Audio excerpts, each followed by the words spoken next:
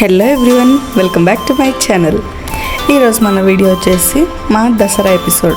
మేము దసరా ఎలా సెలబ్రేట్ చేసుకున్నాం అనేది చూద్దాం. మేము జంబి కొట్టడానికి వెళ్ళే ప్లేస్ ఊరు నుండి కొద్దిగా దూరంగా ఉంటుంది. సో అక్కడ వరకు నడుచుకుంటూ వెళ్ళిన తర్వాత ఇక్కడ ఈ సెటప్ అనమాట. కంప్లీట్గా టెంట్ వేసి పాలపిట్టని అక్కడ పెట్టి ఉంచుతారు. ఇంకా మేము వెళ్ళే టైంకి అయితే జనాలు కొంచెం తక్కువగానే ఉన్నారు. చూడండి, పాలపిట్టని ఇక్కడైతే పెట్టారు. మనం పాలపిట్టని చూడాలని చెప్పి వీళ్ళు కేజీలో పెట్టడం అంత బాగా అనిపించలేదు. కొంచెం దాన్ని బయట ఫ్రీగా ఉంచితే బాగుండేదేమో అనిపించింది.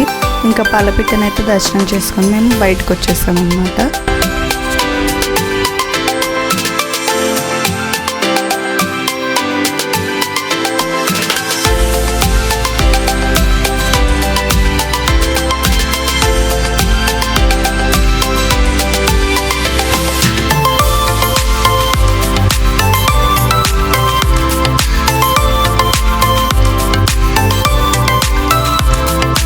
యాక్చువల్గా అయితే జంబి, తైదాకు, వడ్లు ఇవన్నీ తెంపుకొని వెళ్ళేది. కానీ ఇప్పుడున్న ప్రజెంట్ సినారియోకి ఇవి మనకి చాలా అడవి లోపల తప్ప బయట ఎక్కడ కనిపించట్లేదు. వడ్లు ఇవి కనిపించిన పొలాల్లోకి ఎవరు రానివ్వరు, ఎందుకంటే వరి పంట ఖరాబ్ అవుతుందని చెప్పి. ఇది మా పక్క ఊరు వాళ్ళండి. వీళ్ళు ఎవ్రీ ఇయర్ ఇట్లే ముందు వాళ్ళు డబ్బులతో వస్తారనమాట. ఊరు మొత్తం కలిసి ఒకటేసారి వచ్చి జంబి అదంతా తీసుకొని పాలపిట్టని దర్శనం చేసుకుని వెళ్తారు.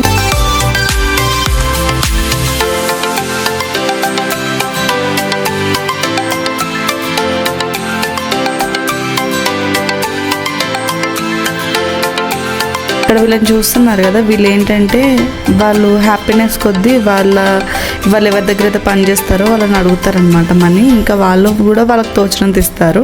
నెక్స్ట్ అక్కడ నుండి మేము మహంకాళి అమ్మ గుడికి వచ్చేసాము. ఇంకా అక్కడ మేము అమ్మవారి దర్శనం చేసుకొని అక్కడ నుండి మా కాలనీలో ఉండే దుర్గమ్మ దగ్గరికి అయితే వచ్చేసాము. దుర్గమాతను కూడా దర్శనం చేసుకొని ఇంకా అక్కడ బ్లెస్సింగ్స్ అయితే తీసుకొని వెళ్ళామన్నమాట. ఇంటికి వెళ్ళిన తర్వాత పెద్దవాళ్ళందరికీ ఇంకా జంబి పెట్టి బ్లెస్సింగ్స్ తీసుకున్నాము. ఇంకా నెక్స్ట్ డే ఈవినింగ్ అయితే దుర్గమాత నిమజ్జనం స్టార్ట్ అయిపోయింది. సో అక్కడికి వెళ్ళి ఇంకా మాకు గాజులు అయితే తీసుకున్నాము.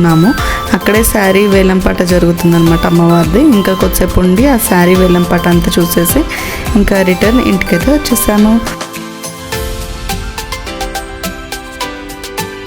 Thank you.